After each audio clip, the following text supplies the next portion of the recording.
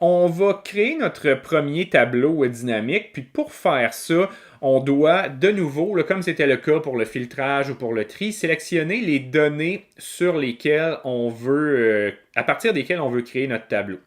Et là, c'est bien important de sélectionner seulement les données qui nous intéressent, en particulier dans le fichier ici, parce que dans le bas, j'ai mis des références. Donc, on ne voudrait pas que ces références-là se mélangent aux données qu'on veut utiliser pour créer nos tableaux, là. Donc, on vient sélectionner les tableaux qu'on veut, ou les données à partir desquelles on va vouloir créer notre tableau. Un petit peu comme pour le filtrage, les tableaux dynamiques considèrent que la première ligne, c'est des titres de colonne et donc que ça représente le contenu de la colonne. Donc, on a la position, le titre, l'année, le genre et ainsi de suite, là. Donc, c'est important d'avoir ça. Si on part directement avec un premier film à la première ligne, ben, il va prendre pour acquis que la première colonne, ce que ça contient, c'est une information sur The Shawshank Redemption, ce qui n'est pas le cas. Donc, pour les tableaux dynamiques, c'est important que nos colonnes contiennent des titres. Ensuite, on s'en va dans l'onglet Insertion. Et là, le premier bouton à gauche, c'est le bouton Tableau croisé dynamique. Et c'est justement ce qu'on veut faire aujourd'hui. Donc, on clique sur ce bouton-là.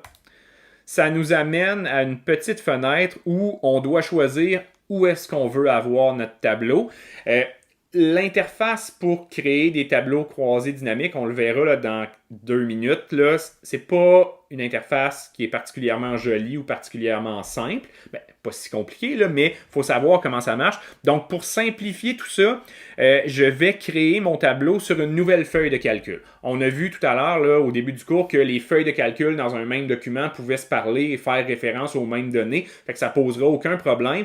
Puis ça va alléger notre interface, là, plutôt que de venir mettre le tableau juste à côté de nos données. Puis là, ça deviendrait un petit peu lourd. On vient mettre le tableau sur une nouvelle feuille de calcul qui est vide. Puis donc, vous avez le choix ici, là, soit sur nouvelle feuille de calcul ou feuille de calcul existante.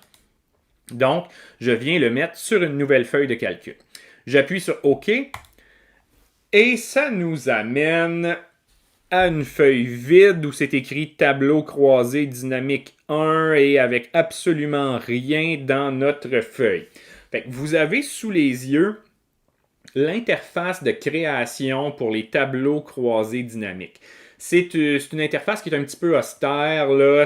Donc, comme je le mentionnais, c'est pas à première vue évident à manipuler. Ce qu'on va faire, c'est créer un tableau qui va nous donner un résumé sur les genres des films. Donc, moi, je m'intéresse à savoir, là, pour chaque genre, donc comédie, drame, science-fiction et ainsi de suite, combien est-ce qu'il y a de films de chaque genre. Fait que pour faire ça, on remarque que dans la section de droite, j'ai toutes mes colonnes qui se retrouvent là. Donc, position, titre, année, genre, cote IMDB, cote Mediafilm et ainsi de suite. Donc, je vais venir prendre le genre et je clique et je glisse ça dans ma case ligne, dans la section du bas, là, dans la partie de droite. Donc, je laisse ça ici. Ça vient déjà me créer un petit peu de contenu dans mon tableau avec tous les genres qu'on retrouve dans la liste. Mais j'ai pas autre chose qu'une liste de genres là, présentement. Donc, ce que je fais, c'est je prends mes genres et je l'amène aussi dans la colonne valeur ou dans la case valeur là, en bas ici. Je relâche le clic et là, magiquement, Excel devine ce que je veux faire et me crée un tableau avec les genres dans mon classement de 50 films et le nombre de films qui se trouvent dans chaque genre ou chaque catégorie et me met même un beau total là, de 50. C'est exactement ce que je voulais. Excel a lu dans mes pensées. Donc, les tableaux croisés dynamiques, c'est ce qui, avec Excel, s'approche le plus de la magie, là. Par contre, Excel, comme on va le constater là, dans le prochain exemple, ne ne lit pas toujours très bien dans nos pensées. Mais donc, avant là, de gâcher là, ce beau moment-là avec Excel, puis de voir que tout n'est pas parfait, on va constater que, en plus de nous avoir créé un tableau automatiquement, puis de nous donner donc un résumé sur la représentativité là, de chaque genre de film dans notre classement, on a la petite flèche ici, là, si je viens zoomer là, un petit peu là, comme ça. On a là, dans la colonne étiquette de ligne là, la petite case de filtrage qu'on avait tout à l'heure quand on filtrait nos données. Ben, cliquons donc là-dessus pour voir ce qui se passe. Ben, ça nous amène exactement à l'interface de filtrage qu'on avait tout à l'heure. Donc, inclus dans le deal, quand on fait des tableaux croisés dynamiques, on a une interface de filtrage. Donc, par exemple, je pourrais seulement vouloir afficher action, aventure et science-fiction, par exemple. Donc, je garde seulement ces 3 cases-là de cocher. J'appuie sur OK. Ça adapte le contenu de mon tableau avec seulement l'information qui m'intéresse. OK. Donc, on peut faire du filtrage et on peut effacer le filtre et revenir au look initial pour le tableau. Donc, on a cette interface-là de filtrage qui est inclus dans le deal quand on fait des tableaux croisés dynamiques. On va, puis là, regardez, là, comme je suis rendu avec plusieurs feuilles de calcul dans mon document, je vais appliquer la bonne pratique que je vous ai donnée ou que je vous ai mentionnée en début de cours. Je vais donner un nom à cette feuille-là, là, plutôt qu'elle s'appelle seulement feuille 1. On va l'appeler tableau genre. Bon, on va se faire un autre tableau croisé dynamique. Cette fois-ci, donc je retourne dans ma feuille de calcul où j'ai mes données. Mes données sont encore bien sélectionnées, tout va bien. Je fais la même manipulation que tout à l'heure. Je vais dans mon onglet Insertion, je clique sur Tableau croisé dynamique, je lui dis de me créer ça dans une nouvelle feuille de calcul. J'appuie sur OK, ça m'amène à la même page blanche que tout à l'heure. Et cette fois-ci, je vais travailler sur les cotes médiafilm. Donc, les valeurs là, de 1 à 7 attribuées là, aux films selon leur qualité là, par médiafilm. Fait que même principe que tout à l'heure. Je vais prendre l'identifiant de ma colonne médiafilm, l'amener dans ligne. Et donc là, ça me fait 5 lignes, puisque on parle quand même là, selon IMDb, des meilleurs films de tous les temps. Là, donc, c'est pas surprenant qu'on n'ait pas de cote médiafilm de 6 et de 7, qui sont les pires films selon leur classement. Donc, on a du 1, 2, 3, 4, 5. Et comme tout à l'heure, ben, je dois aussi mettre des valeurs dans mon tableau. Donc, je vais prendre mes cotes médiafilm et amener ça dans la case valeurs ici. Et là, avant de relâcher le clic, je vous rappelle que tout à l'heure, Excel avait lu dans mes pensées pour savoir ce que je voulais faire en me donnant le nombre de films de chaque genre. Est-ce que Excel va faire la même chose ici? Non. 12, 22, 63, 20, 5 pour un total de 122. Mais qu'est-ce que Excel vient de faire là? C'est quoi ces chiffres-là? On n'en a pas la moindre idée en regardant le tableau. On va aller voir ici. Donc, dans la case valeur, là, regardons ce que Excel a deviné que je voulais faire. Puis après ça, on verra pourquoi il a deviné ça. Ce qu'il a fait, c'est une somme de médiafilms. Qu'est-ce que ça veut dire, ça? Ben, ça veut dire que pour tous les films dont la cote est 1, il a fait la somme des cotes médiafilm. Donc, 1 plus 1 plus 1 plus 1 plus 1 et ainsi de suite. Et ça a donné 12.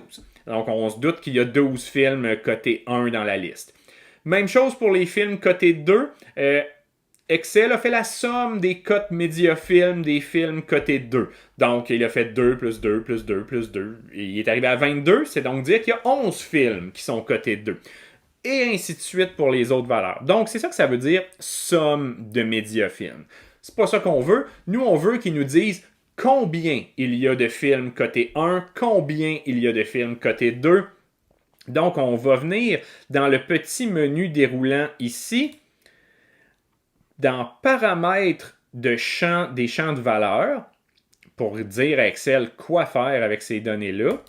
Ça nous ouvre une petite fenêtre où on a différentes options. En particulier, ce qu'on va faire, c'est nombre. Ici, là, on va lui dire de choisir le nombre. À ce moment-là, ça va nous dire combien il y a de 1, combien il y a de 2, combien il y a de 3, et ainsi de suite, plutôt que de faire une somme. Donc, je choisis nombre, je ne change rien d'autre, j'appuie sur OK. Ça me modifie mon tableau pour me dire qu'il y a 12 films cotés 1, 11 films cotés 2, 21 films cotés 3, 5 qui sont cotés 4 et un seul qui est coté 5 pour un total de 50. Et là, ça a plus de sens puisque j'ai 50 films dans ma liste. Donc, la raison pour laquelle Excel a pensé que je voulais faire une somme, c'est que il a constaté que la colonne Mediafilm contenait des chiffres ou des valeurs numériques, contrairement à tout à l'heure avec les genres où ce n'était pas des valeurs numériques. Par défaut, quand on travaille dans les tableaux croisés dynamiques et qu'on demande à Excel de manipuler des nombres, il va les additionner, tout simplement. Il va nous faire somme de quelque chose. Puis c'est souvent pas ça qu'on veut, mais là, vous voyez comment faire la modification. Puis on va faire un autre exemple là, qui va nécessiter encore là, de faire cette modification-là. OK. Ce qu'on va faire, là, on fait des tableaux avec 2 colonnes, mais il n'y a rien qui nous empêche d'en mettre plus. Par exemple, si je m'intéresse à la moyenne de la cote Rotten Tomatoes pour les films cotés 1, 2, 3, 4 et 5. Ben, on va demander à Excel de calculer ça tout seul. Donc, je viens prendre ma colonne Tomato Meter. Je clique, je la glisse dans la case valeur. Et là, regardez l'effet que ça va avoir sur le tableau. Ça lui ajoute une 3e colonne. Et de nouveau, Excel constate que ce qu'on retrouve dans la colonne Tomato Meter, c'est des chiffres. Par défaut, Excel, des chiffres, il additionne ça dans un tableau croisé dynamique. Mais nous, ce n'est pas une somme qu'on veut. J'ai mentionné que ce qu'on voulait, c'était une moyenne. Ben, on va au même endroit que tout à l'heure. C'est-à-dire que là, c'est écrit dans la case valeur, là, somme de Tomato Meter. Je m'excuse si c'est un petit peu petit, là, ça, je n'ai pas de contrôle là-dessus. Je clique sur mon menu déroulant comme tout à l'heure, paramètres des champs de valeur, donc exactement le même endroit où on est allé là, pour changer les cotes Mediafilm tout à l'heure. Cette fois-ci, ben, je ne veux pas une somme, je ne veux pas un nombre, je veux une moyenne. Donc, je dis à Excel de me faire une moyenne des scores Tomatometer pour tous les films cotés 1, de faire une moyenne des scores Tomatometer pour tous les films cotés 2, et ainsi de suite. J'appuie sur OK.